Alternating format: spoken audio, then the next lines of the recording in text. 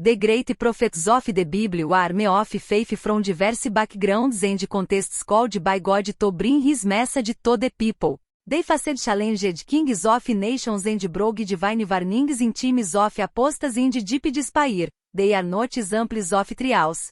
Their lives were marked by persecution and martyrdom, the fruit of their unwavering dedication to the mission they received. Dared to proclaim the truth another throne to the wild beasts faced death with indomitable faith. Defin the beasts that threatened his existence his death was unnatural, it of them powerfully testifies to their loyalty to God and the brutality that humanity can inflict on those who stand up in the name of divine justice. In this video we will learn about the members of this special group known as the four great prophets of the Bible. We will explore the life and deeds of these prophets, revealing memorable stories that still resonate in our hearts and minds. Get ready for a journey that will shed light on the hidden truths of faith and sacrifice. So don't forget to click like and let me know in the comments if this topic interests you. Let's move on to the story. Esar the prophet who walked naked and barefoot. Isaiah was born around the middle of the 8th century BC during a crucial period in the history of the people of Israel. His birth is recorded in verse 1 of chapter 1 of Isaiah 1, which tells of the vision of Isaiah the son of Amos, who read about Judah and Jerusalem during the days of Uzziah, Joas and Ezekiah, king of Judah. He was the son of Amo. Whose identity is little known beyond his name, but the name Isaiah itself is significant because it means Yahweh and salvation or salvation of Yahweh, reflecting the purpose and message he would bring to his people. Isaiah lived in Jerusalem, the capital of the kingdom of Judah, at a time of great political instability and exorcism. It is likely that Isaiah began his prophetic ministry during the reign of King Uzziah of Judah, a period of stability and relative prosperity for the kingdom. It was during this period that Isaiah had his vision in the temple, a moment that would mark the official beginning of his mission as a prophet. The account of these events found in chapter 6 of the book of Isaiah and offers a fascinating insight into the spiritual experience of the prophet. The vision occurred in the year that King Uzziah died, a period of transition and uncertainty for the people of Judah. Isaiah records that he was in the temple, probably engaged in religious activities or worship, when he had an extraordinary experience. He describes seeing the Lord sitting on a high and exalted throne with the lower part of his robe filling the temple. Angelic beings called seraphim were surrounding the throne, shouting to one another, Holy, holy, holy is the Lord of the armies. The whole earth is full of his glory. Before this majestic and sacred vision, Jesse was overcome by a deep feeling of fear and inadequacy. He recognized his own sinfulness and that of the people around him, confessing that he lost because one of unclean lips and he live among a people of unclean lips, and my eyes have seen the King, the Lord of hosts. It is important to emphasize that the perception of the holiness and glory of God broke the acute awareness of human fragility and the need for purification in this moment of anguish and recognition.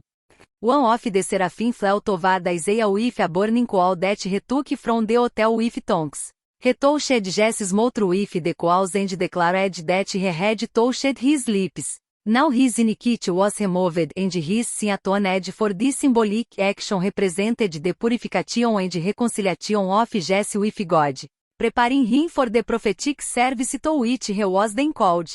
Isaiah heard the voice of the Lord asking, "Whom you will see and who will go for us?" And he promptly responded, "Here I am, send me." This is a rare moment where Isaiah volunteers to be the messenger of God, accepting the responsibility and privilege of proclaiming the divine word to the people. Therefore, Isaiah's vision in the temple not only revealed the greatness and holiness of God, but also profoundly transformed the life and vocation of the prophet. It was an encounter that empowered and ordained him for a mission marked by challenges and adversities, and at the same time by the constant and sovereign presence of God in his life. If this subject interests you, consider subscribing to the channel and activating the bell to receive more content like this. It means a lot to us. Without further ado, let's move on to the video. After the death of King Uzziah, He san jama took over the kingdom. At that time, Isaiah played a significant role as a prophet in Judea. John reigned for approximately 16 years. After the death of his father, his government was characterized by political stability and relative economic prosperity, inherited in part from the reign of Uzziah. During this period, Isaiah continued to proclaim God's messages to the people of Judah, emphasizing the importance of loyalty to God and the need to avoid idolatry and social injustice. He was also able to advise King Jotham on spiritual and political matters, seeking to influence government decisions in accordance with divine principles. Judah enjoyed relative stability under the reign of Jotham. Sons of tension and impending challenges were on the horizon internationally. The powerful Assyrian Empire was growing and posed a potential threat to neighboring kings, including Judah's. Internally, social and economic problems increased and the people's loyalty to God often took a backseat. History began to take a dark turn after the death of Jotham when his son ascended the throne from Judah's. He inherited a kingdom that despite the challenges enjoyed a certain political stability and material prosperity. However, as quickly revealed himself to be a weak and indecisive ruler, whose decisions would have disastrous consequences for Judah's. This is where things begin to get complicated after his accession to the throne. As faced imminent external threats. The northern kingdom of Israel led by King Ap and Syria led by Sin formed an alliance against Judah with the intention of overthrowing us and installing a puppet in his place. This alliance planned to install a new king in Jerusalem and replace the Davidic dynasty in the face of this threat. As was deeply troubled and desperately sought a solution instead of trusting in God and seeking spiritual guidance. As resorted to diplomacy and political alliances. Seeking the support of King Tiglath-Pileser III of Assyria by offering tribes and submitting to Assyria in exchange for the protection of Israel and Syria. Isaiah as a prophet had to face the consequences of his political choices. He confronted us, warning him not to trust in alliances with pagan nations, but rather to trust in the protection and power of God. Isaiah sought to encourage us to remain faithful to God and seek divine guidance instead of seeking temporary, earthly solutions to the kingdom's problems. It was during the reign of Ahaz that Isaiah received many of the prophetic visions and messages that he recorded in his book. In chapters 1 through 5 of Isaiah, he prophesied many times about the need for repentance and return to God, on behalf of the people of Judah. He denounced the social injustice, moral corruption, and idolatry that had infiltrated the nation. Isaiah warned that God's judgment was approaching because of the people's rebellion. But he also offered the hope of forgiveness and restoration for those who would turn to God with all their hearts. In chapter 7 to 12 of Isaiah we find the messianic prophecy where Isaiah prophesied about the coming of a future Redeemer Messiah who would bring salvation and restoration to the people of God. He announced that a virgin would conceive and give birth to a son and his name would be Emmanuel, which means God with us. Isaiah also spoke of the just and peaceful reign of the Messiah who would bring liberation and redemption to the people of Israel. These prophecies are among the best known and most important in the book of Isaiah and were fulfilled in Jesus Christ, the promised Messiah. Despite all his efforts, Ahaz did not listen to the prophet and conclude alliance with Assyria. This alliance with Assyria quickly became a source of even greater problems for Judah. Tiglath-Pileser took advantage of Ahaz's weakness and demanded that he submit entirely to Assyria, transforming Judah into a vassal of the Assyrian Empire. Ahaz was forced to pay higher and higher tributes to Assyria and follow their orders, which further eroded his authority and independence as king of Judah. Which is why Ahaz also considered alliances with Egypt and Ethiopia as an additional security measure against Syria. This decision was perceived by God as a lack of trust in his protection and results in the prophetic message that Isaiah conveyed walking naked and barefoot. This somewhat curious prophetic message is recorded in the Bible. Specifically in Isaiah chapter 20 verse 2-4 and said that at that time the Lord spoke through Isaiah, son of Amal, and said, Go, Loose the sackcloth from your loins and take off your shoes from your feet, read só, walking naked and barefoot. And the Lord said as my servant Isaiah walk naked and barefoot for 3 years as a sign, and a woman against Egypt and against Ethiopia. So the king of Assyria will lead the captives of Egypt and the captives of Egypt Ethiopia exiles, young and old, naked and barefoot, their buttocks exposed to the shame of Egypt. In this passage, God speaks directly to Isaiah and gives him unusual instructions to deliver a prophetic message to the people of Judah. For Isaiah to untie the sackcloth from his loins and remove his shoes from his feet. Sackcloth was a rough and uncomfortable garment, usually wore as a sign of mourning or repentance, stripping on self of one's clothes. Isaiah demonstrated unusual vulnerability and exposure. Isaiah obeyed God and followed his instructions to the letter by walking naked and barefoot. This dramatic action grabs the attention of the people and serves as a powerful visual representation of the prophetic message that Isaiah is about to convey. His bold and symbolic action did not go unnoticed and many were led to reflect on the meaning of this visual message. Isaiah's nakedness and removal of his shoes served as a vivid reminder of the people's vulnerability to external threats and the need to trust God in times of crisis.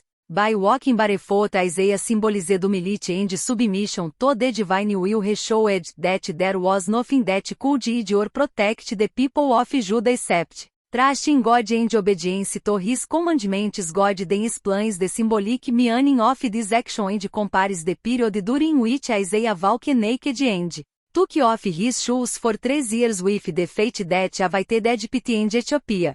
Just as Isaiah was a physical representation of the future nakedness and the taking off of shoes of the prisoners of these nations, Assyria would capture them, strip them of their clothes and take them into captivity, exposing them to shame. While Isaiah prophesied Judas and was in full spiritual turmoil as promoted idolatry and the worship of foreign gods distancing the people of Judah from the true God. Isaiah the prophet confronted us and warned him of the consequences of his spiritual apostasy, urging him to repent and return to God. However, as ignored Jesse's warnings and continued in his disobedience, Judas' situation only worsened over time. Eventually Assyria itself invaded Judas, ravaging the land and besieging Jerusalem. As and the people of Judah suffered terribly under the Assyrian yoke, facing famine, disease and poverty. Ultimately, his reign was a dark and turbulent period for Judas. His misguided political choices and lack of faith in God led Judas to a state of weakness and despair. His death did not mark the end of Judas' troubles, but rather the beginning of an even greater period, tumultuous. His son Ezekiah inherited a kingdom in ruins and faced even greater challenges after his accession to the throne. Ezekiah undertook a series of religious and political reforms to cleanse Judah of idolatry and restore the worship of the true God. Isaiah supported and encouraged Ezekiah in his reform efforts, serving as the king's spiritual advisor and prophet during this period. Isaiah continued to bring God's messages to the people of Judah, urging them to repentance and faithfulness. He proclaimed the word of God, denouncing the social injustice, moral corruption and idolatry that still persisted in the kingdom. Isaiah also offered hope and comfort to the people, reminding them of God's promises of salvation and redemption, regardless of how it was during Ezekiah's reign. Judah faced an even greater crisis when Sennacherib, king of Assyria, threatened to invade Jerusalem. In the historical context, Sennacherib was an Assyrian king who reigned from 705 to 681 BC. During his reign, Assyria was a dominant regional power involved in several military campaigns, including incursions into the region of Judah, and feared by the ancient world known for its discipline, organization, and efficiency. Concerned about the situation, King Ezekiah of Judah initially attempted to find a diplomatic solution and negotiate with King Sennacherib of Assyria to direct conflict. The biblical narrative and historical inscriptions provide details of these attempts at negotiation. According to the Bible, in the book of Kings, Ezekiah sent messengers to King Sennacherib to seek peace by agreeing to pay tribute in exchange for not be invaded then Sennacherib king of Assyria went up against all the fortified cities of Judah and captured them. Ezequiah king of Judas, set a message to Sennacherib, king of Assyria, to Lachish saying, I have sinned, get away from me, you will do whatever you tell me. The king of Assyria imposed on Ezequiah king of Judas, 300 talents of silver and 30 talents of gold. However, Sennacherib was not satisfied with the terms offered and decided to invade Judas. Despite all this, it led to a siege in Jerusalem, leaving Ezequiah with no escape. Faced with the rejection of these attempts at peace, Ezequiah was deeply disturbed and distressed to learn that Sennacherib had sent a threatening letter to the city and to the God of Israel. He received the letter, went up to the temple and read it first. The Lord, reading the letter that mocked God and threatened to destroy Jerusalem, Ezequiah tore his clothes as a sign of mourning for the pain and despair of the Assyrian threat. Tearing on his clothes was a common gesture in many ancient cultures including Jewish culture as a sign of grief or repentance after this act. Ezequiah sought divine guidance and sent messengers to the prophet Isaiah for advice on how to deal with the situation. The prophet Isaiah received a message from God and reassured Ezequiah. Isaiah uttered a prophecy that assured divine protection and the defeat of the Assyrian army conveyed a message of divine comfort and assurance. To Ezequiah, do not fear the words you have heard, with which the servants of the king of Assyria have blasphemed me. You will return it in the same way you came. Reassured the king that God was aware of the blasphemies uttered by Sennacherib and the threats against Jerusalem. Isaiah prophesied that God would not allow Sennacherib to achieve his goal of destroying the city, claiming that the Assyrian army would be defeated and would not be able to conquer Jerusalem. Furthermore, Isaiah reminded Ezequiah of God's promises to protect Judah and to ensure the continuity of the Davidic line. He emphasized that Jerusalem would be saved because of God's love and promises to David to strengthen Ezekiah's faith. Isaiah offered a miraculous sign as proof of the truth of his words. He said that as a sign the shadow on a ice sundial would retreat 10 degrees, as recorded in the Bible. This sign actually occurred, demonstrating the power and authority of God.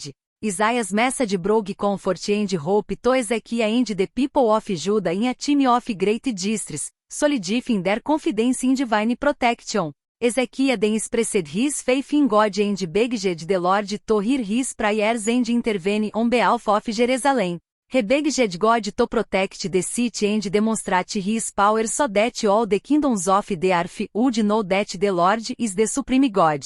The result of this episode is that God answered Ezekiah's faith and prayer. According to the Bible, after King Ezekiah's prayers and the prophet Isaiah's comforting message, God intervened supernaturally to protect Jerusalem. This is recorded in the Book of Kings, chapter 19, verse 35. That night the angel of the Lord went and struck down 185,000 men in the camp of the Assyrians. And when they arose early in the morning, behold, they were all dead bodies in one night. And the angel of the Lord was sent and inflicted great destruction on the camp of the Assyrian army, resulting in the death of 185,000 soldiers. The angel's action is described as being of such magnitude that the Assyrian army was completely defeated. Although the Bible does not provide specific details of how this supernatural event occurred, it is presented as a divine act of intervention to protect Jerusalem and its people.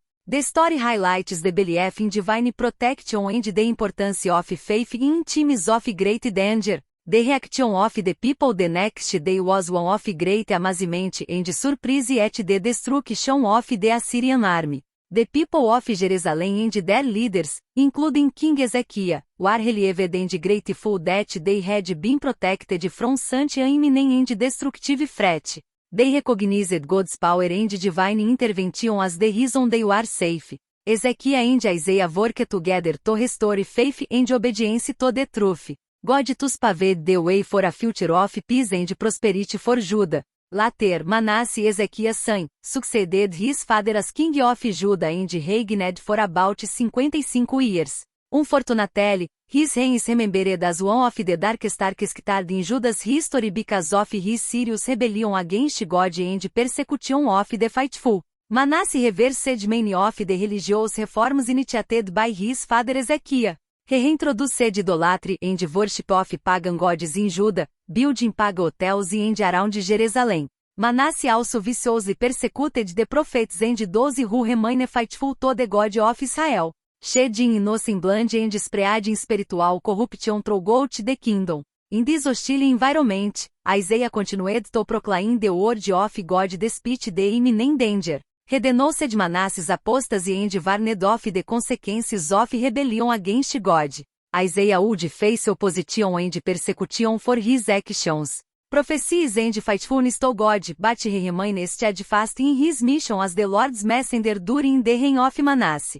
Isaiah could have suffered martyrdom because of his unwavering faith, although the Bible does not provide specific details of Isaiah's death.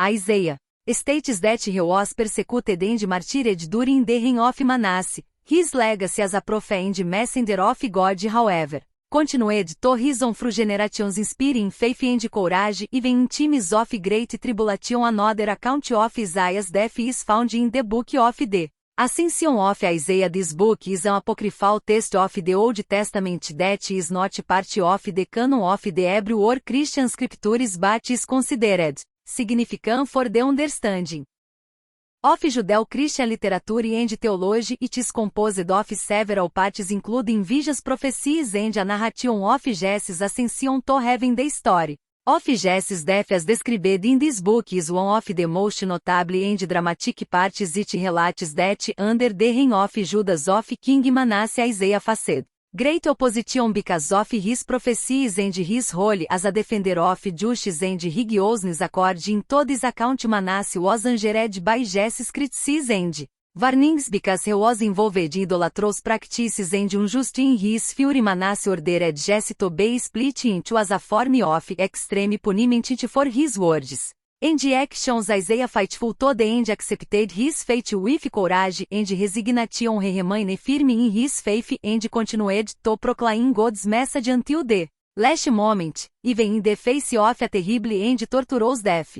Isaiah did not waver in his devotion to God and in his commitment to the truth. When King Manasseh despite his reign marked by disobedience and sin, there are indications that he had a period of repentance in the last years of his government, as reported in the 2 Nada Book of Chronicles chapter 33. Manasseh was taken captive to Babylon after a military defeat and humbled himself before God and was then restored to the throne of Judas, where he tried to reform religion and promote the worship of Yahweh. But his repentance came too late to avoid judgment. God's reign over Judas. Manasseh's reign had lasting consequences for the kingdom of Judah, leaving an indelible mark on the history of God's people. His legacy is remembered as a warning about the dangers of apostasy and disobedience to God, but also as a reminder of the power of repentance and God's mercy toward those who sincerely turn to Him,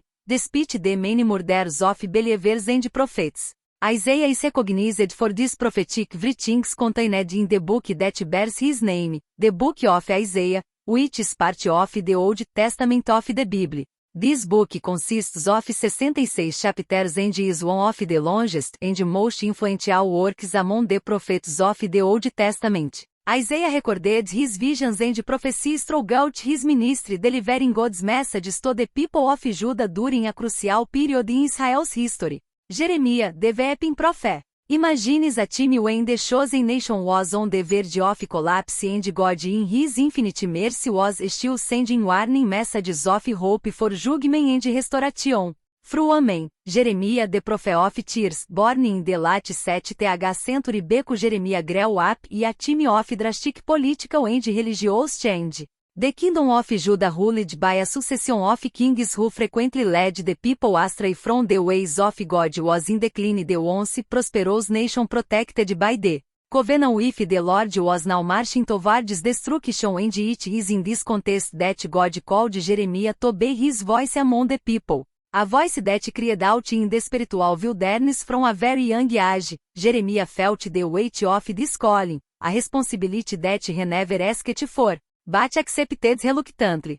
And obediently, the Bible tells us that even before his birth he had already been chosen for this mission before he formed you in your mother. Von in you and before you came out of his womb e consecrated you e established prophet of the nations. Jeremias 155. A divine mission that he could not refuse even in the face of his fears and insecurities. Jeremiah was a man who knew the difficulties he would face. He was not unaware of the suffering that would come from being the voice of God e a time of such rebellion. The call from God that came with undeniable clarity was not something he accepted easily. It was a mission of pain, rejection and loneliness. Jeremiah, like every young man, had his fears and his insecurities. He did not see himself as a great orator nor as someone capable of facing kings and nations. When God called him, his immediate reaction was one of hesitation. O Lord God, but do not know how to speak because in a child. Jeremiah 1:6.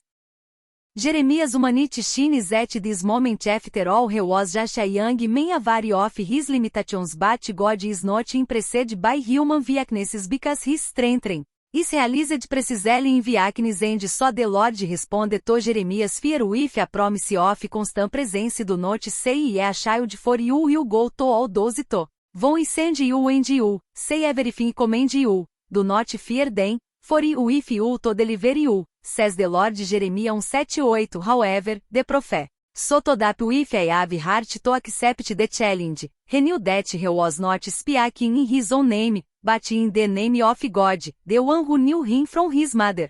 Von chose him to proclaim the words that no one else would speak, and so with tears in his eyes Jeremiah began his ministry, a ministry that would be marked by sadness, suffering and unwavering loyalty to the God of the Bible. The kingdom of Judah was on the brink of the ice, and Jeremiah's warning sounded like a final call to repentance. He spoke not only of catastrophe and destruction but also of the need to return to God, to once again embrace the commandments and the covenant that had been neglected. And so we begin our journey through the life and ministry of Jeremiah, the prophet of tears. As we explore his story, we will not only see a man who suffered for his faith but also a faithful servant who, despite adversity, remained steadfast in the mission that God gave him. He had trusted Jeremiah's calling and launched him on arduous and challenging mission. He would be not only a prophet but God's spokesman in times of great crisis. During the reign of the righteous Josiah, there was hope that Judah would return to the ways of the Lord, but as the years passed, it became clear that the people's hearts remained hardened. Jeremiah was entrusted with a mission that would require unwavering courage to warn Judah of impending destruction. If he did not repent of his sins,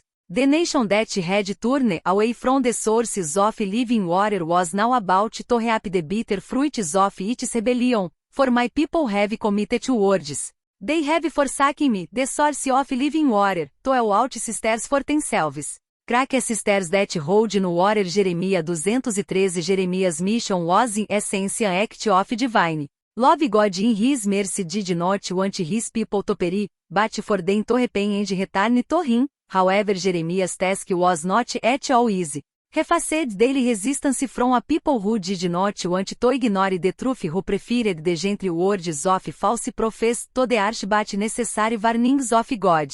Idolatry and spiritual corruption were the main targets of Jeremiah's messages. He saw how God's people had exchanged the glory of the Lord for wooden idols, and Peter how he had turned away from the true God to follow false gods who could do nothing for them.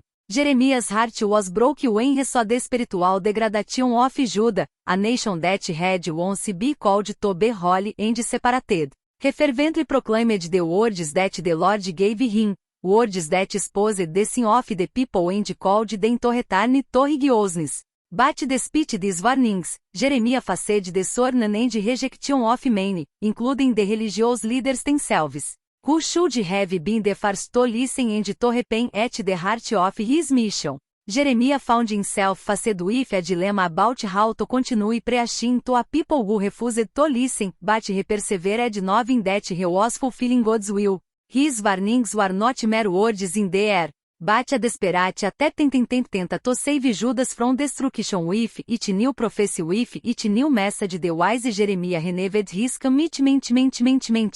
To God even when his own heart was oppressed by the burden he carried, he knew that his ministry would not be measured by the number of conversions or by his popularity but by his faithfulness to the divine calling, as Jeremiah progressed in his prophetic mission. The consequences of his faithfulness to God began to manifest painfully, he became increasingly a controversial figure in Judah someone who was not afraid to face the corruption and idolatry of the team, but this boldness did not come without a blow. Jeremiah faced relentless persecution from both the people and religious and political leaders, his commitment to proclaiming divine truth, even if it was unpopular, made him a constant target of attack and retaliation. God himself warned Jeremiah that he would face resistance, but he also promised him that he would not abandon you. They will make war against you, but they will not defeat you because with you to deliver you, says the Lord. Jeremiah 119. Among the main adversities that Jeremiah faced, one of the most notorious was the arrest ordered by the priest Pashur. Jeremiah, obeying God's call, never hesitated to speak the truth, even when that truth was painful and unpopular.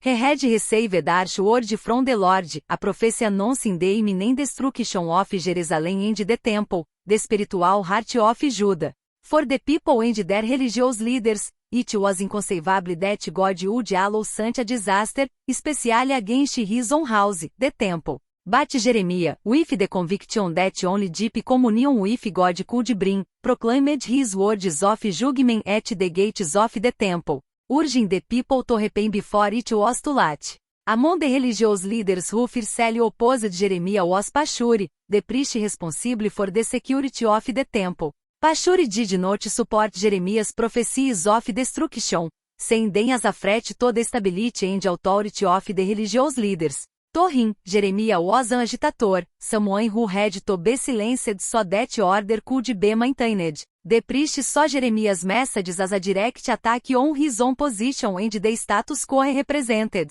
He was filled with anger and contempt. Pashur decided to act. Pashur ordered that Jeremiah be captured, whipped and imprisoned. Whippings, a brutal form of punishment not only inflicted physical pain on the prophet but also intended to publicly humiliate him. After the beating, Jeremiah was placed in a straitjacket. Torture device that immobilized the hands and feet, forcing the body into a painful position. This yoke was placed at the upper gate of Benjamin, one of the main entrances to the temple, where all who passed by could see the prophet in his affliction. It was a clear attempt to discredit Jeremiah, presenting him as a criminal in the eyes of the people. Throughout that night, Jeremiah remained uncuffed, enduring physical pain and public humiliation, but even in the midst of this adversity, the prophet did not lose his determination. He knew that his mission was greater than the momentary suffering. The next morning, when Pashur ordered his release, Jeremiah did not back down, instead of giving to pressure and abandoning his message. He uttered a new prophecy distinct directly against Pashur. He announced that Pashur's name would be changed to Magor Misabib, which means terror on all sides, a name that reflected the fate that awaited the priest. Jeremiah declared that Pashur and his family would be taken captive to Babylon, where they would die and be buried according to their rebellion against God. Jeremiah 2016. However, Jeremiah's journey was not only marked by external bravery. He also struggled internally with the difficulties of his calling. In moments of deep anguish, the prophet came to regret the day of his birth, wondering why God chose him for such a painful task. In Jeremiah 2079, he expresses his despair: "You convinced me eternal, and is set out to persuade you grabbed me. You are the strongest every day, e a logging stock everyone logs at me. If I say you will not think of him anymore, you will not speak in his name anymore. There is in my heart like a devouring fire. Locked in my LS it off containing it, and I cannot these words reveal the intensity of the spiritual and emotional battle that Jeremiah was fighting. A struggle between the desire to abandon and the irresistible urge to fulfill the calling of both, but the hardest part was that it was yet to come. Jeremiah had become extremely popular figure among the political and military leaders of Judas. Among those most furious with Jeremiah's prophecies were the princes of Judah, who saw him as a threat to their authority and survival. Even from the city they went to King Zedekiah and demanded that Jeremiah be severely punished. Zedekiah, a weak and indecisive king, wavering between fear of the leaders and awareness of the truth in Jeremiah's words, gave in to the pressure of the princes. With the king's permission, they seized Jeremiah and decided to get rid of him in the cruelest way he could imagine, throwing him into a sister. The sister in question was an old warrior tank located in the prison courtyard and belonging to Malchijah, one of the princes. At that time the sister no longer contained warrior, but was filled with thick and deep mood, with no possibility of movement or escape. Jeremiah was thrown into the sister, sinking into the mood to the point where he could barely move. The darkness cold, and humidity surrounded him, and death by starvation or suffocation seemed inevitable. The princes thought that by leaving Jeremiah there, he could finally silence him without having to shed his blood directly. However, in the midst of this terrible situation, divine providence unexpected intervened. Ebed-Melech, an Ethiopian who served in King Zedekiah's court, learned what had happened to Jeremiah. Ebed-Melech was a man with a compassionate heart and, despite his, decided to intercede for the prophet. He went to see the king and courageously denounced the injustice committed against Jeremiah.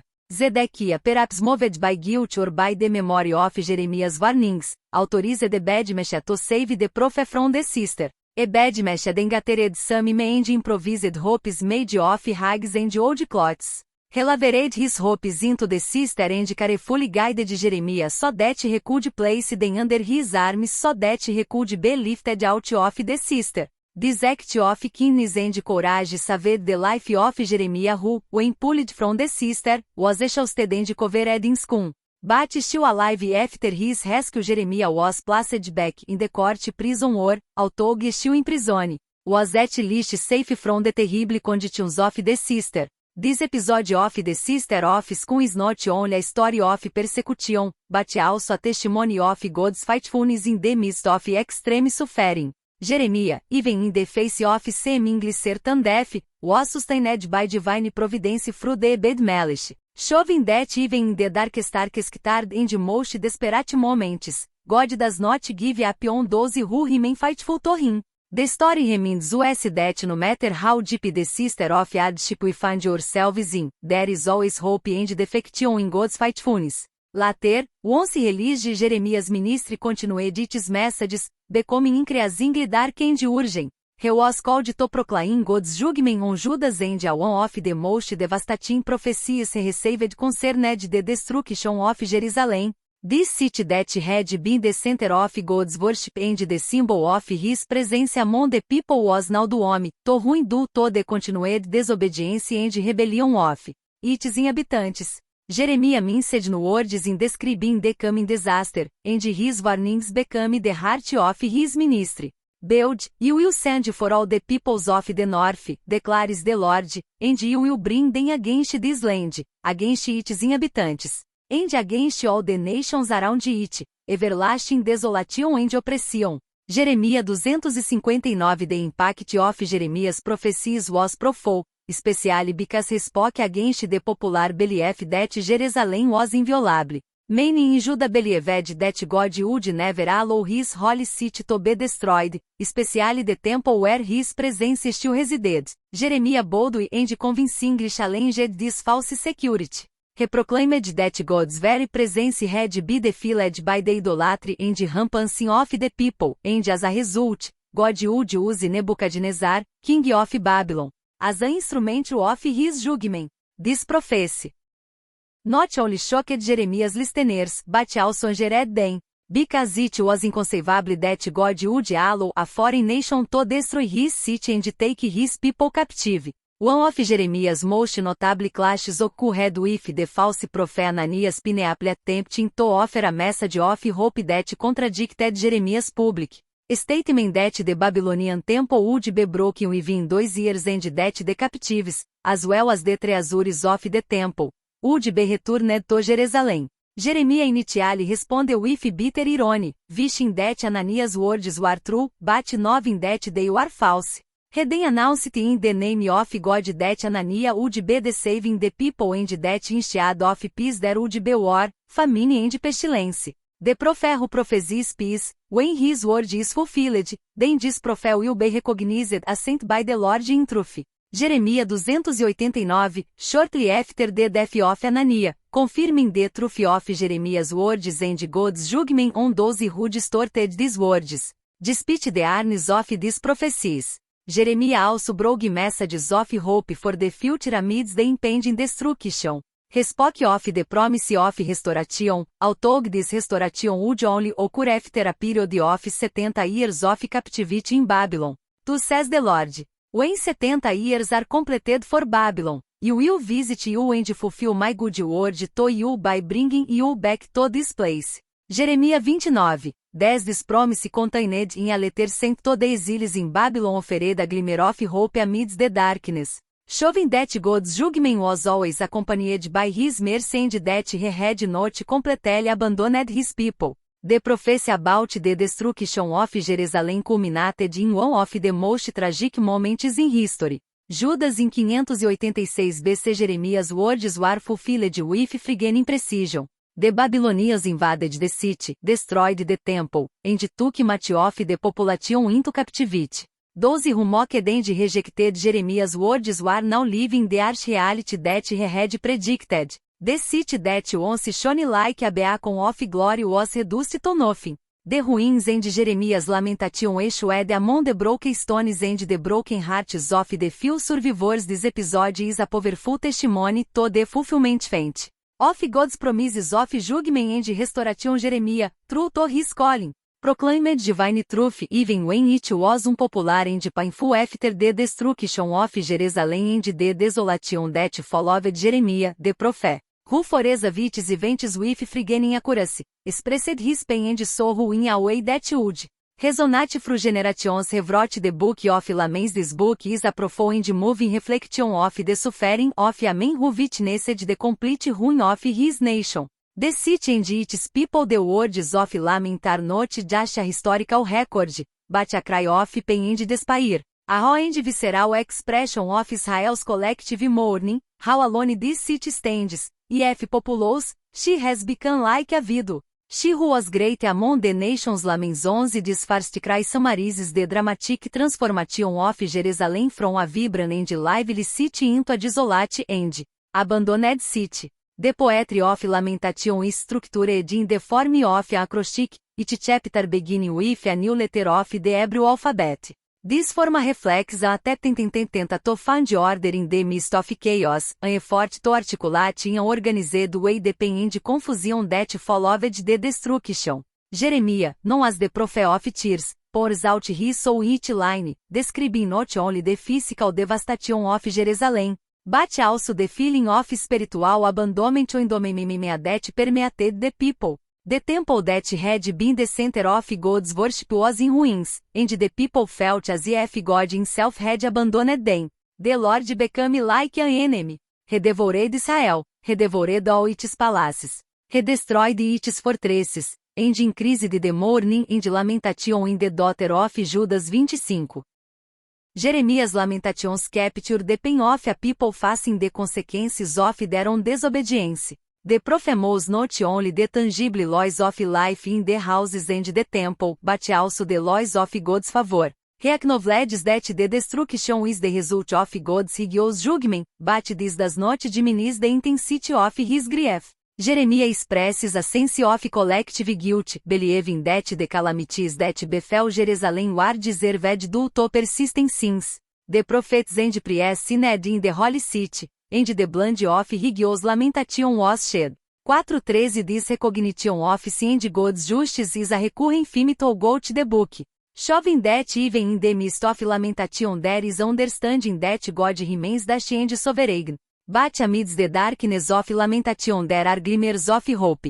Jeremiah, even his deep suffering, does not lose sight of God's mercy. He reminds his people that God's discipline, though severe, is not the end of the story. The Lord's goodness does not run out, his compassions do not come to an end. They are renewed every morning. That his faithfulness is great. 3, 22 If in 23 these words offer anchor in the midst of the storm. A reminder that, despite everything, God's faithfulness remains. They suggest that there is a path to restoration, that God's grace is even greater than judgment, and that it will ultimately bring healing and renewal to his people. The lamentation does not end with a complete resolution, but leaves the reader with a sense of anticipation and hope.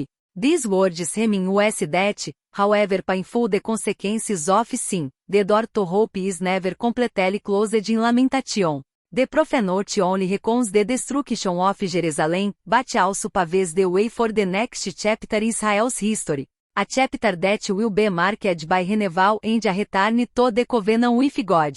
In the last days of the prophet Jeremiah's ministry, he faced an even more difficult scenario with Jerusalem destroyed and most of the people exiled to Babylon. The few who remained in Judah were in despair. These survivors, instead of turning to God and following the words of the prophet, decided to follow their own voice and seek protection and security in Egypt. For them, Egypt seemed to be their last hope of escaping Babylonian wrath, but Jeremiah, faithful to his calling, continued to warn them against this decision. He proclaimed that the appearing security that Egypt offered was only an illusion and that disobedience would continue to bring terrible consequences. Thus says the Lord of hosts, the God of Israel, that you have seen all the evil that ye have brought upon Jerusalem and upon all the cities of Judah. They are today desolate, and no one lives there. Jeremiah 442 Despite Jeremiah's clear and direct warnings, the leaders and people of Judah were determined to flee to Egypt. They completely ignored the words of the prophet, accusing him of treason and claiming that he was conspiring with the Babylonians. Jeremiah tried in every way to dissuade the people from their stubbornness, but his efforts were in vain. Finally, the leaders decided to kidnap Jeremiah and take him by force to Egypt with the rest of the people. This act of rebellion not only violated God's direct orders, but also the fate of those who followed him to Egypt. Jeremiah continued to prophesy now in a foreign land, far from his devastated homeland, but these words lost neither their clarity nor their intensity. You know that today you are a witness against yourself, for you have sinned against the Lord and that you have not obeyed his way nor walked according to his law, his statutes and his testimonies. Jeremiah 44, 23 In Egypt Jeremiah delivered one of his last and darkest prophecies that God's judgment would follow the people to this land. He declared that just as Jerusalem had been destroyed, Egypt would face divine judgment and the remains of Judas who fled there would not escape God's grace. Egypt, which he saw as a safe haven, would become his tomb. Thus says the Lord, behold, you will deliver Pharaoh Hophra, king of Egypt, into the hand of his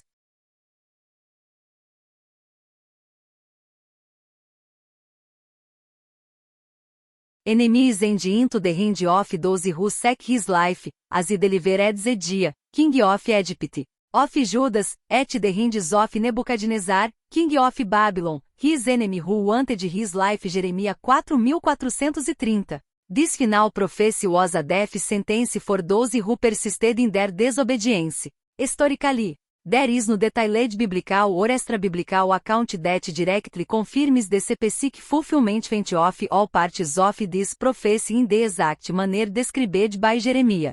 However, it is known that Egypt faced several invasions and conflicts during this period, including the attacks of the Babylonians under the command of Nebuchadnezzar.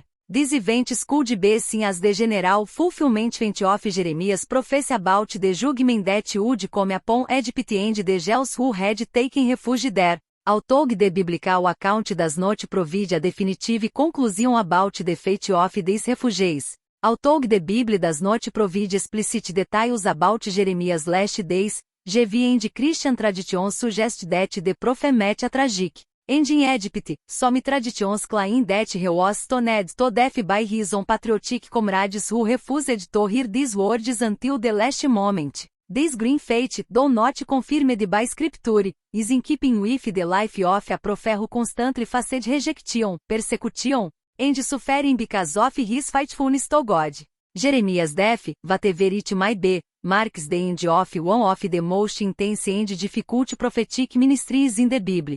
Jeremiah illustrated throughout his life what it means to be faithful to God even when everyone around you turns against you. Daniel the prophet, thrown to be devoured by wild beasts. The story begins with King Nebuchadnezzar's mighty conquest of Judah in 586 before Jesus, the city of Jerusalem, fell and its king Jehoiachin was captured and taken to Babylon. This landmark moment was not just the fall of a city, but the beginning of a new era for the Hebrew people. The Babylonian exile after the conquest. Nebuchadnezzar implemented a clever strategy by selecting the most promising young Judas to serve in his court. It was not only a political move, but also a way to try to control and assimilate the Hebrews in their culture. Daniel with other young people was chosen for this new life where he would be trained in all the wisdom and knowledge of the Babylonians in Daniel 13:4 we read that the young men must be without lack of good appearance endowed with wisdom, intelligence and discernment. This formation although beneficial in certain aspects represented a significant risk to the identity and faith of the Hebrew exiles Babylon. Igligete the conflicts between what was culturally accepted and what was morally correct according to God's laws. Thus, the young Hebrews now in a foreign land were faced with a dilemma about how to remain faithful to their beliefs in an environment that urged them to accept exile. Not just a physical issue. It was a spiritual battle where Daniel and his friends had to choose between loyalty to the king of Babylon or obedience to the God of Israel. This choice would define not only their lives, but would also influence the future of an entire nation. Nebuchadnezzar, by taking his young men to Babylon, believed that he could mold them in his image, but Daniel and his friends would show that, despite the circumstances, their loyalty to God could not be shaken when the young Hebrews were taken to Babylon. One of Nebuchadnezzar's first actions was to change their name as a way of erasing their roots and imposing a new identity on them. Daniel, which means God is my judge, became Balthazar, a name that refers to a Babylonian god. Likewise, his friends Shadrach, Meshach and Abednego were named after the pagan god. This name change represented an attempt by Nebuchadnezzar to control and convert his young men by turning them away from their traditions and the worship of the true God. However, the name change did not change the essence of who Daniel and his friends were. He knew that regardless of the designation imposed on him, his true identity was rooted in his relationship with God. The Bible teaches us in Provérbios 1810 that the name of the Lord is a strong tower. The righteous take refuge there and are safe. This passage reflects the security that Daniel found in his faith, even when faced with the pressure of a hostile environment. The essence of his identity could not be exile undone by a new name because he was supported by the certainty of God's presence in life. After the name change and adaptation to the new environment, Daniel and his friends faced yet another greater challenge. The proposal of a royal diet that would distance them from their vegetarian practices. Nebuchadnezzar ordered the young Hebrews to eat maize and wine from his table, a tempting offer, but one that compromised his conviction that Daniel's acceptance of this food would mean this contamination contradicted the dietary laws that God had established for the people. So he made a bold decision. He decided not to defile himself with the king's delicacies. He defied the norm and put his trust in God. In Daniel 18 we read that Daniel resolved not to defile himself with the king's food and wine. This decision required courage because if Daniel and his friends were discovered, they could face serious consequences. However, he trusted that God would protect them. Trust in God is a constant in his life. This attitude is an example for all of us in times of pressure. Faith can guide us in the most difficult decisions. To prove that he could maintain his health with a different diet, Daniel proposed a challenge to the chief eunuchs. For 10 days, he and his friends would only eat vegetables and water. At the end, they would compare their appearance with that of the other young men who ate the king's food. This proposal demonstrated not only his faith but also his wisdom and his trust in God. As a result, God rewarded them this time. After 10 days, Daniel and his friends looked out and more robust than the other young men. In Daniel 115, it is written that end of 10 days his appearance was fresher and more vigorous than that of all the young men who had eaten the king's food while we were immersed in the challenges that Daniel and his friends faced on their journey. We begin to realize that these times of testing prepared them to face even more complex situations. As Daniel's story unfolds in Babylon, a pivotal event begins to unfold, attracting dreams. Disturbing the Nebuchadnezzar the king tormented by disturbing visions during the night summons all the wise men of Babylon in search of answers. It was a moment of great tension because the Nebuchadnezzar demanded not only the interpretation of his dreams but also that the wise men describe the dreams without him revealing them believed that if they were truly wise they could demonstrate their power by describing what he had dreamed, that the situation was critical and the lives of the wise men were in danger. In Daniel 25 we read the king answered and said to the Chaldean the thing escapes me if you do not make known to me the dream and it. The interpretation you will be torn to pieces in this moment of despair. Daniel having knowledge of the decree that threatens the lives of all the wise men went to the king. With wisdom and confidence he asked for time to interpret the dream and then sought God's help through prayer. This act of faith demonstrated that instead of despair in Daniel chose to seek divine guidance. Daniel and his friends began to pray begging the God of Israel for a revelation. As James 15 teaches us. If any of you lacks wisdom, ask God who gives to all liberally and without censorship. This promise came true when God revealed to Daniel the content and interpretation of the dream. When Daniel finally appeared before the Nebuchadnezzar, he made a point of clarifying that the wisdom and power to interpret dreams came from God and not from himself. In Daniel 228 declares but there is a God in heaven who reveals mysteries. This statement not only emphasized the sovereignty of God but also highlighted the greatness of the Lord in a culture that worshipped idols. Daniel described the dream to the king that involved a large statue made of various materials representing different kingdoms that would dominate the world. This interpretation not only impressed the Nebuchadnezzar but also cemented Daniel's position in the Babylonian court. The revelation of the dream and it. The interpretation were decisive moments not only in Daniel's life but also in the history of Israel. Daniel showed that despite challenges and threats, faith in God and the search for his wisdom can lead to blessings and protection. After the dream was revealed, the image of the great statue became a powerful symbol marking the transition between kingdoms. In biblical history, the statue described by Daniel had the head of a gold, chest and arms of silver, belly and thighs of bronze and legs of iron. In feet part of iron and part of clay. Each part of the statue represented a successor kingdom to the previous one, starting with the Babylonian Empire itself, represented by the head of gold. This vision was not only a description of the kingdoms but also a warning about the transitory nature of human power. In Daniel 238, the Lord said to Nebuchadnezzar, "You are the head of gold."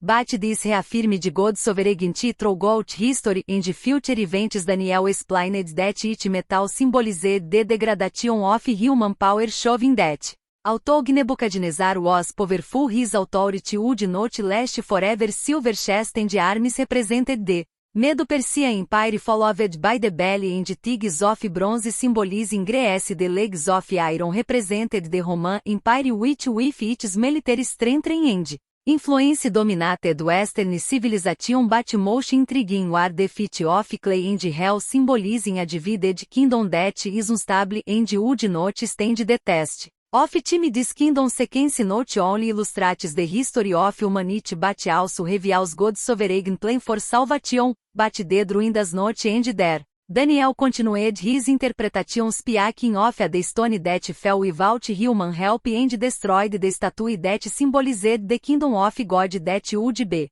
established and would last forever. In Daniel 244 it is written, "And in the day of his kings the God of heaven will establish a kingdom that will never be destroyed."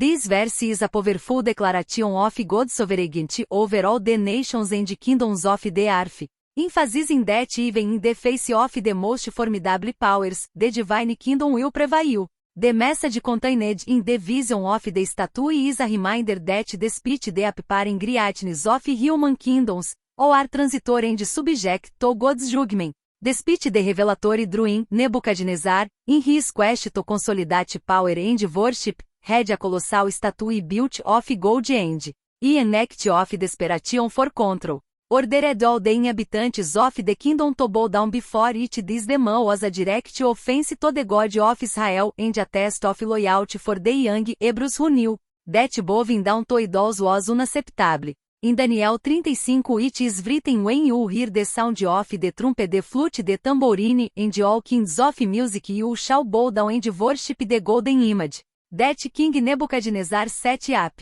Shadrach, Meshach, and Abednego, Daniel's friends, refused to comply with this order. They were firm in their conscious belief that idol worship was a violation of God's commandments. When they were denounced by other Babylonians, they were brought before the king, who gave them a second chance to bow down before the image, but the response of the young Hebrews was powerful and bold. If our God whom we serve wants to deliver us from the fiery furnace, he will deliver us from your hand to the king. But if that is not the case, no, O king, that we will not serve your gods nor worship the golden image that you have set up.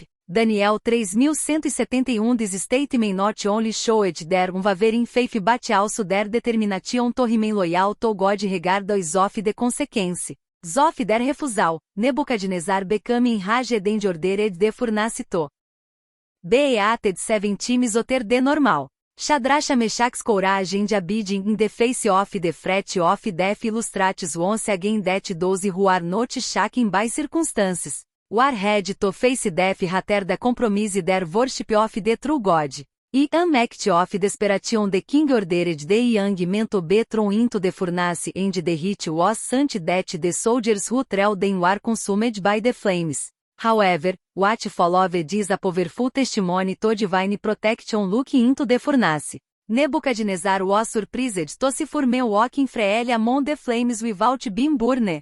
The 4th men who appeared to be a sign of the gods was a manifestation of the divine presence that accompanied the young men in their trial. In Daniel 325, the king exclaimed, "Behold, is for men those who walk in the midst of the fire and are not injured." The appearance of the 4th is similar to a sign of the gods. This remarkable moment demonstrates that God never disappoints those who are loyal to him, even in the most extreme situations. After witnessing this miracle, the Nebuchadnezzar went to the God of Israel and issued a decree ordering that no one speak against him and recognize his supremacy. The story of Shadrach, Meshach, and Abednego becomes a powerful testimony of faith and courage, showing that even in adversity, God is able to free those who trust in him. With this demonstration of God's power, we prepare to explore the next step in the story of the Nebuchadnezzar, his humiliation,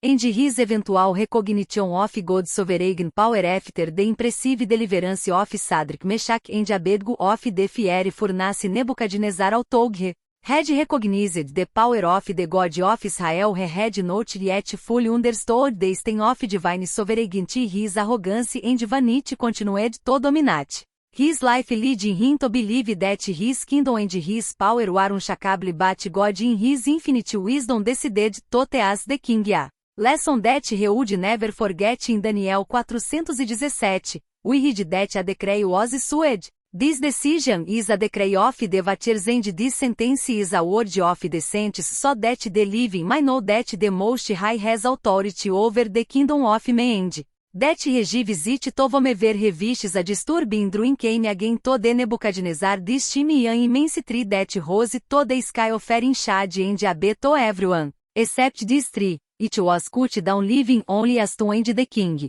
was warned that he would also be treated like an animal, eating grass like ocean, and living among the fields until this moment. That he recognizes that the Almighty is the true ruler of the world. When Daniel was called to interpret the dream, the gravity of the situation became clear. He warned the king That humiliation awaited him, if he did not repent of his voice and did not recognize the sovereignty of God in Daniel 427 recede.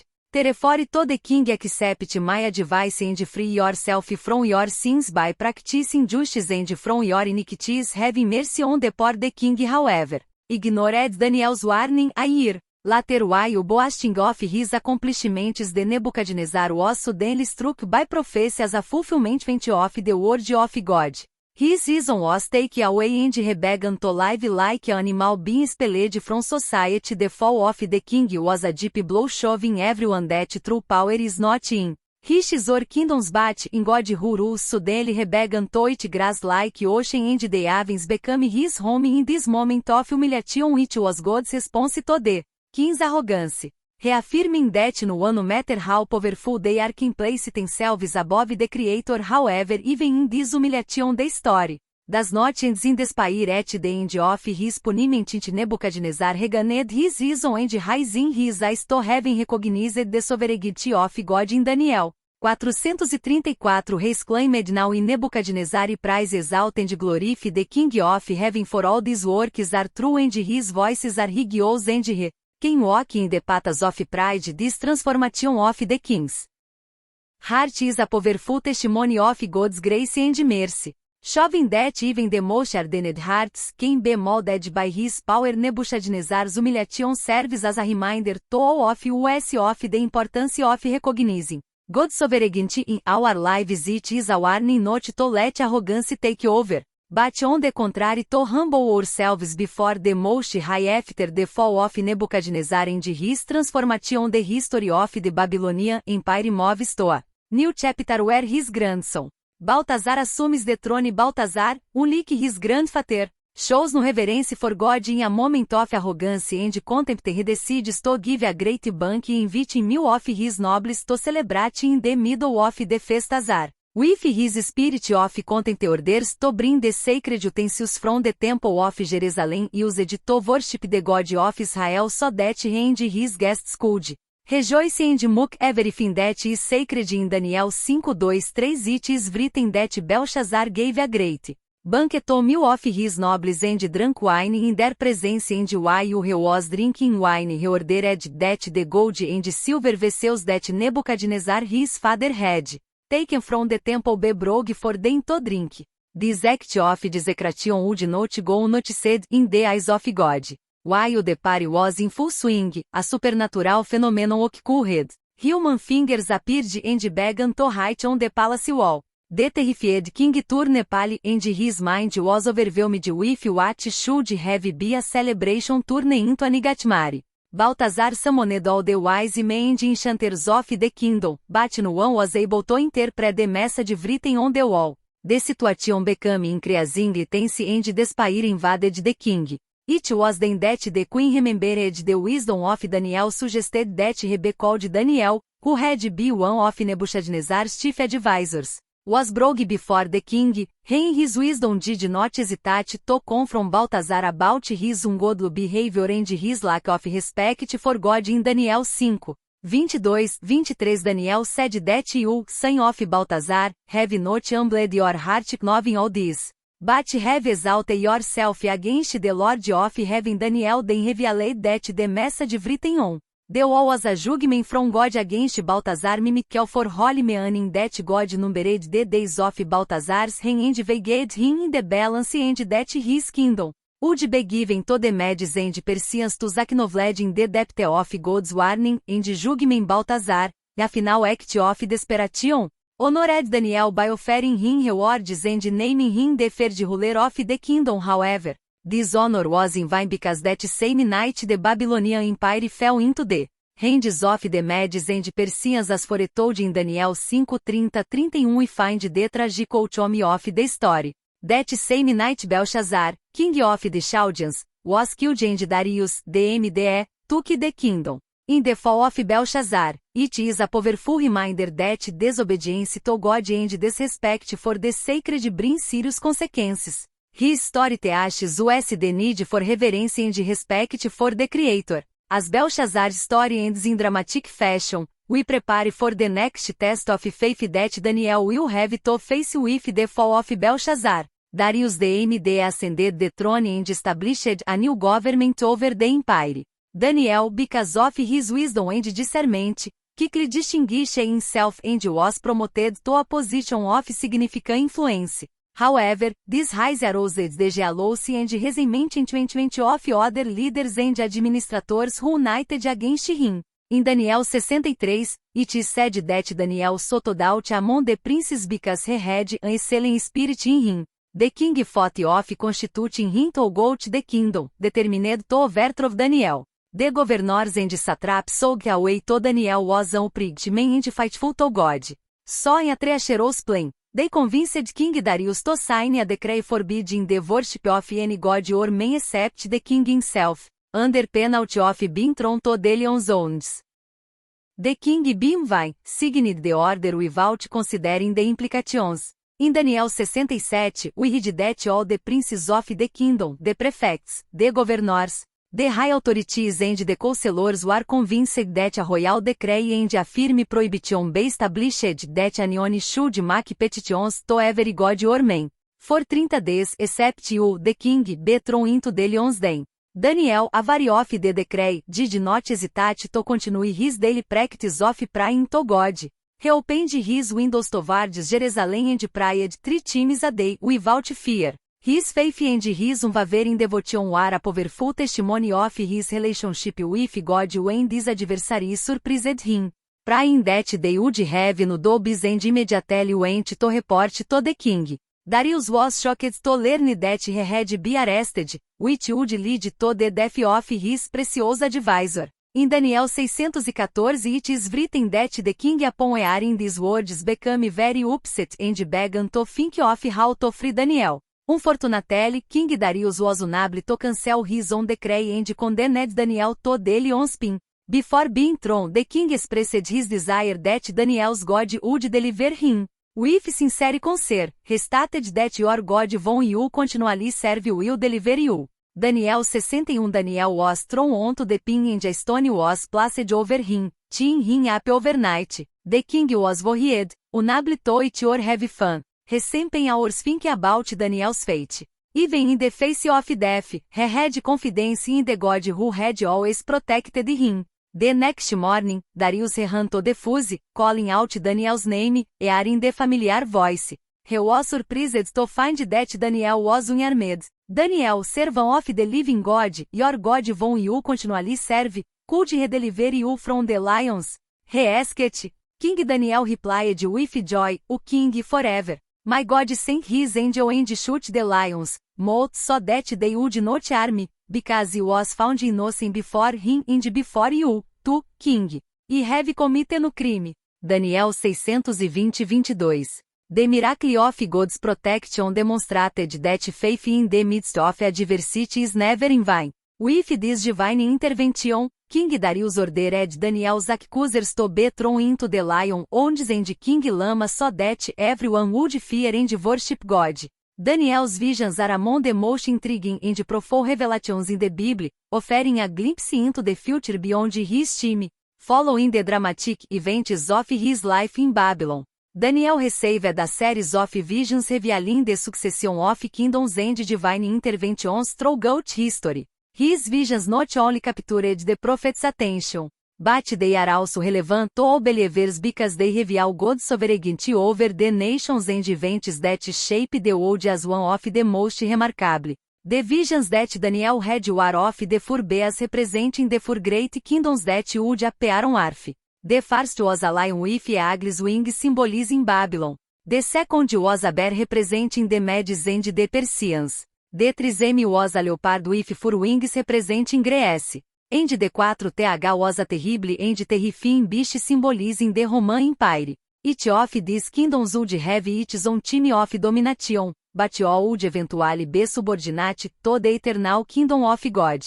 In Daniel 7:13, 14 it says, E saw in the night visions, and behold, with the clouds of heaven there came as a son of man. And came to the ancient of days, and he was brought near to him, and he was given dominion, glory, and a kingdom, that every people, nation, and language should serve him. These visions, though complex, are a powerful reminder that God has a sovereign and definite plan for humanity.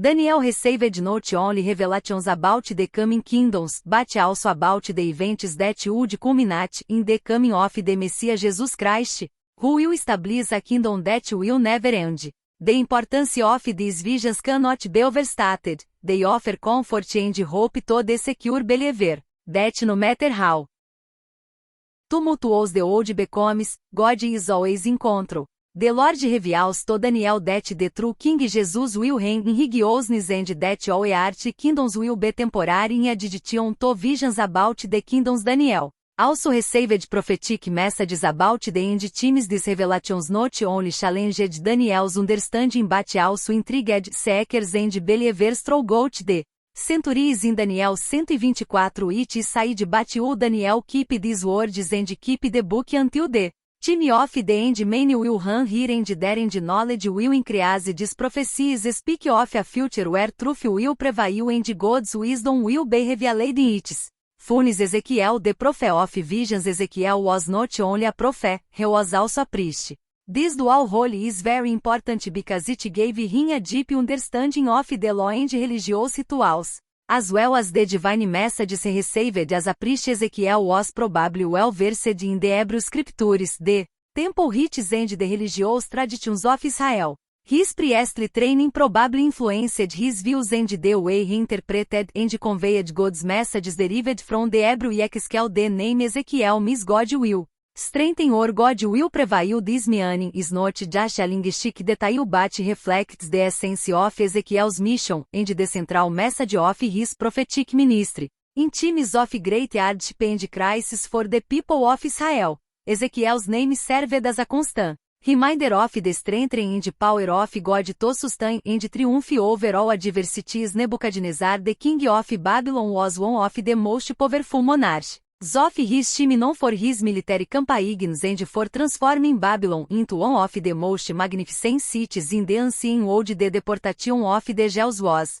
part of his strategy to ensure control of the conquered territories, dispersing the local population and weakening their capacity to revolt. The life of the Jewish captives in Babylon was complex. Although they were torn from their homeland and lived in exile, the Jews in Babylon were not slaves in the strict sense. They had a certain freedom to establish communities, practice their religion, and even prosper economically. However, the experience of exile was deeply traumatic, marked by nostalgia for their homeland and a feeling of loss and desolation. The captives were dispersed throughout various regions of Babylon, where they formed small communities. These communities maintained a social and religious organization that allowed them to preserve their cultural and religious identity. Freedom of worship allowed Ezekiel to follow his priestly practices and transmit his prophecies. Ezekiel, called by God at the age of 30,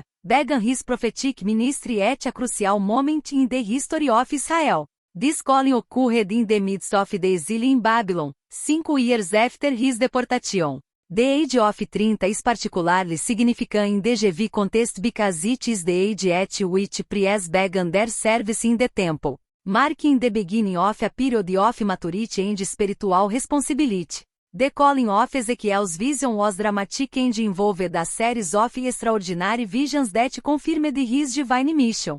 The first and most impressive of these visions was that of the throne of God described in the first chapter of the book of Ezekiel. In this vision, Ezekiel saw a great whirlwind coming from the north, a great cloud with fire and a glow around it, and 100 of what looked like 4 living creatures. Each creature had 4 faces of a man, a lion, an ox, and an eagle, and 4 wings, and they moved in all directions without turning around.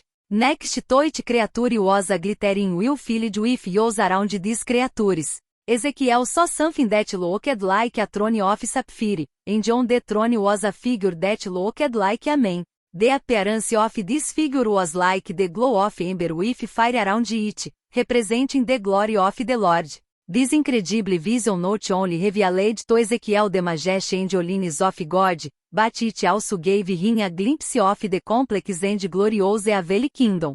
It was in this vision that Ezekiel received his commission as a prophet called to be a watchman over the house of Israel. As a watchman, Ezekiel's mission was to warn the people of impending judgment and to call them to accountability and repentance. God told him clearly that he would be sent to a rebellious and stubborn people, but that they should not fear because God would be with them. Ezekiel was given a scroll written on both sides containing lamentations, weeping and groaning, and he was instructed to penetrate to the heart of Israel's religious life. The desecration of the temple was a clear sign of rebellion against God. The place that should have been holy and dedicated exclusively to the worship of the Lord was now contaminated by pagan rituals. This vision symbolized the profound betrayal of God's people and the violation of his sanctuary, making divine judgment inevitable. Ezekiel also makes a clear distinction between sinners and righteous in his messages. He emphasizes that each individual would be responsible for his own sins. God's justice would not be blind. He would recognize those who remain faithful and obedient in the midst of widespread corruption. In a powerful vision, he says me armed with weapons of destruction sent by God to execute judgment on Jerusalem. But a man dressed in black with a written case describe is responsible for mark the foreheads of those who seek and groan because of the abominations committed in the city. The individuals would be spared from destruction, symbolizing divine protection over the righteous. This vision highlights the importance of personal righteousness and sincere repentance. God would not punish indiscriminately, but would distinguish between those who persisted in sin and those who sought to live in obedience. This message was crucial to a people about to face severe judgment, offering hope that faithfulness and repentance could still find favor in the eyes of God. The vision of the cherubim and the glory of God is another significant element of Ezekiel's prophecies. In chapters 10 and 11, he describes the shubing of angelic beings of high spiritual standing who accompany the divine presence. Ezekiel says the glory of God rising from the temple and moving away from the city of Jerusalem. This act symbolizes the withdrawal of God's protecting presence due to the people's continued rebellion. The departure of God's glory from the temple is a picture of spiritual desolation, indicating that the city was now vulnerable to judgment without God's saving hand. This movement of God's glory also carries deep spiritual significance. It shows that God is not limited to a physical place. His presence and holiness transcend the temple. Even when he moves away from the corrupt temple, he remains sovereign and righteous, and his justice will not be compromised. In chapters 20 through 23 of Ezekiel, the prophet continues to detail the transgressions of Israel and Judas, with particular emphasis on the violation of God's laws and the importance of the Sabbath. These prophecies emphasize the people's continued disobedience and use powerful symbols to announce the impending judgment that was to take place. Fall upon them. Ezekiel begins in chapter 20 by reviewing the history of Israel from the time of their slavery in Egypt. He highlights the way in which God made a covenant with the Israelites, giving them statutes and decrees, including the observance of the Sabbath, which was to be a sign between God and his people. The Sabbath was a symbol of holiness and obedience, a constant reminder of the exclusive relationship between God and Israel. However, on several occasions the Israelites violated the Sabbath and other laws of God by adopting idolatrous practices and pagan customs. Through Ezekiel, God expresses disappointment and anger at the people's unfaithfulness. The Sabbath in particular is mentioned as a crucial point of disobedience in chapter 20. God recalls how the Israelites rejected his decrees and desecrated their Sabbaths, leading him to swear that he would not bring them into the promised land. A punishment that reflects the seriousness with which he took the violation of his laws. Sabbath observance was more than a mere ritual. A symbol of the covenant between God and Israel and their desecration represented a direct breach of that covenant. Ezekiel uses a series of symbols to illustrate the impending judgment that would arise from their transgressions in chapters 21 and 22. He describes God's sharp sword, symbolizing the judgment that would be executed on Jerusalem and Judah. The sword is a clear image of destruction and death intended to cleanse the land of the accumulated sins of the people. God instructs Ezekiel to grow and value in public in order to dramatize the pain and anguish that would come. Ezekiel uses the symbol of the melting furnace in chapter 22, where Jerusalem is compared to a city full of impurity and draws head to be purified by fire. This symbol reinforces the idea that divine judgment is not only punitive, but also purifying, intended to eliminate corruption and restore holiness. In chapter 23, Ezekiel presents an allegory of two sisters, Ohola and Oliba, representing Samaria and Jerusalem respectively. The sisters are described as adulteresses and unfaithful women seeking alliances and idolatrous practices with foreign nations. This allegory illustrates the spiritual infidelity of Israel and Judas, who turned away from God to follow other gods. Foreigners and pagan customs. The spiritual the betrayal of the two sisters leads to their humiliation and destruction, symbolizing the fate that awaits Jerusalem and Judah due to their persistent disobedience. The duality of Ezekiel's prophecies is evident as he speaks not only of impending judgment but also of promises of restoration. Even as he describes severe punishment, there is an underlying hope that through cleansing and repentance a faithful remnant will be preserved. This duality reflects both the justice and mercy of God who while applying judgment due to sin also offers a promise of redemption to those who turn to him. The death of Ezekiel's wife is described in chapter 24. God informs Ezekiel that his wife, the desire of his eyes, will die suddenly. Ezekiel is instructed not to weep or mourn in public in order to symbolically represent the reaction that the people of Israel will have when Jerusalem is destroyed.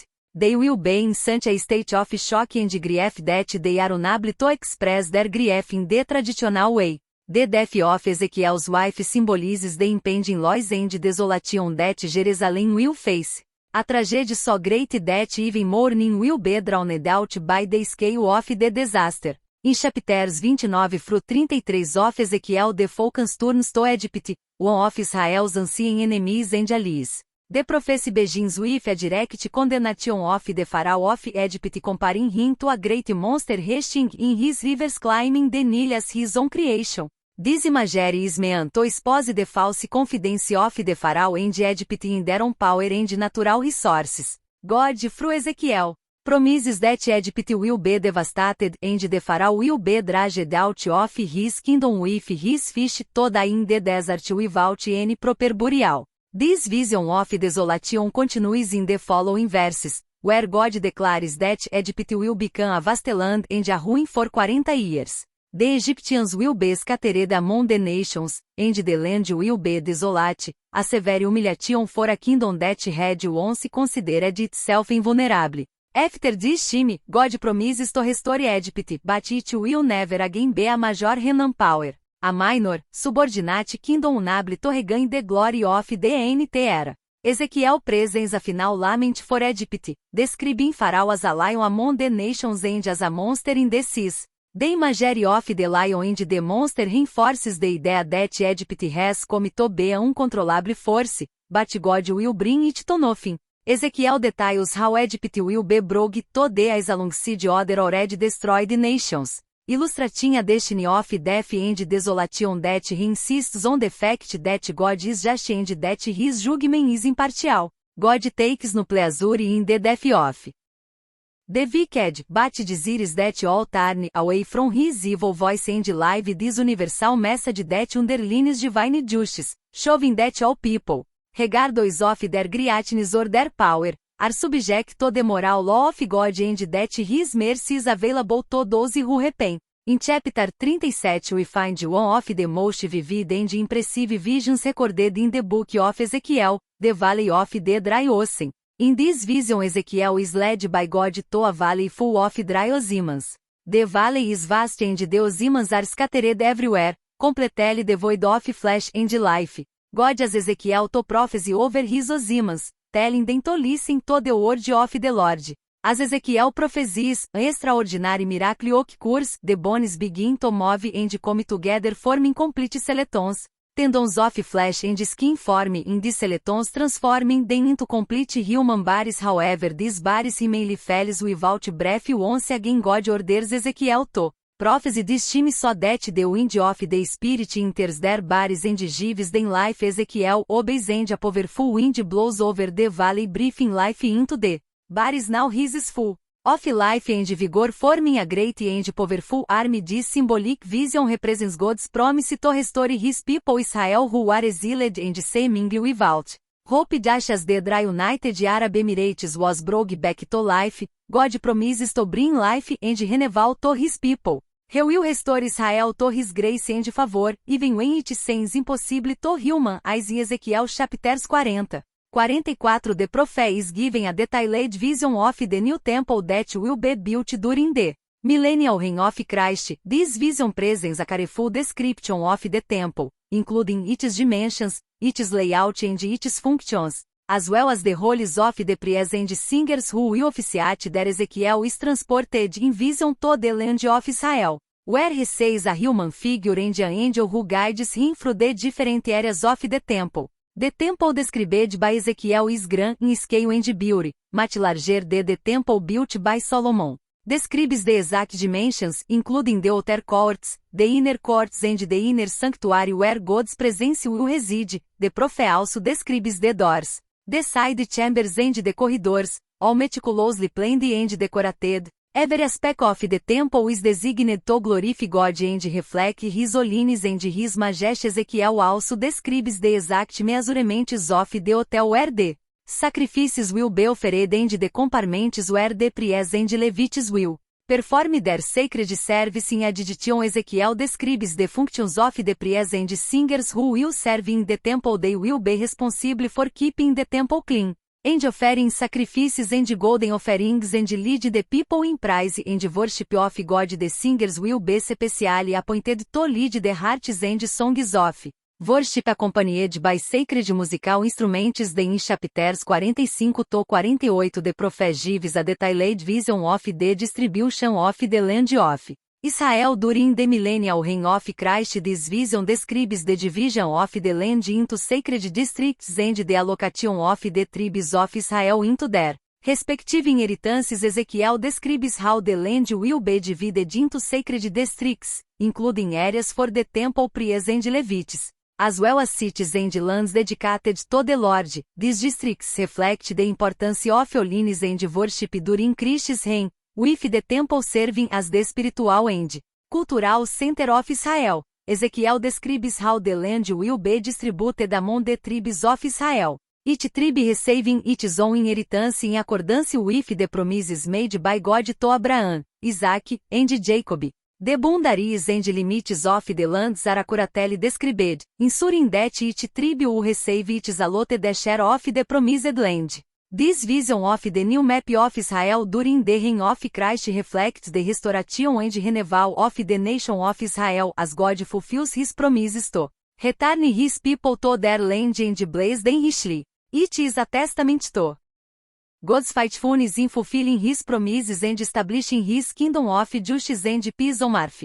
By delving into the depths of Ezekiel's prophecies, we are confronted with a powerful message of repentance and redemption. The story of Israel and Judah serves as a vivid reminder of the dangers of disobedience and rebellion against God, but also of God's incredible ability to forgive and restore those who turn to him with a contrite heart. The promise of Christ's reign of peace and justice, as portrayed in Ezekiel's visions, offers a light of hope amidst the darkness of sin and destruction. Do you have a question? Would you like to continue this journey with us? If you would like to hear the rest with the full story of the minor prophets of the Bible, leave your comment and like the video and subscribe to his stream. Together we can continue to explore this beautiful story of redemptive love and hope that transforms lives even today. God bless each of you. Thank you for watching. Friendship and my God be with you.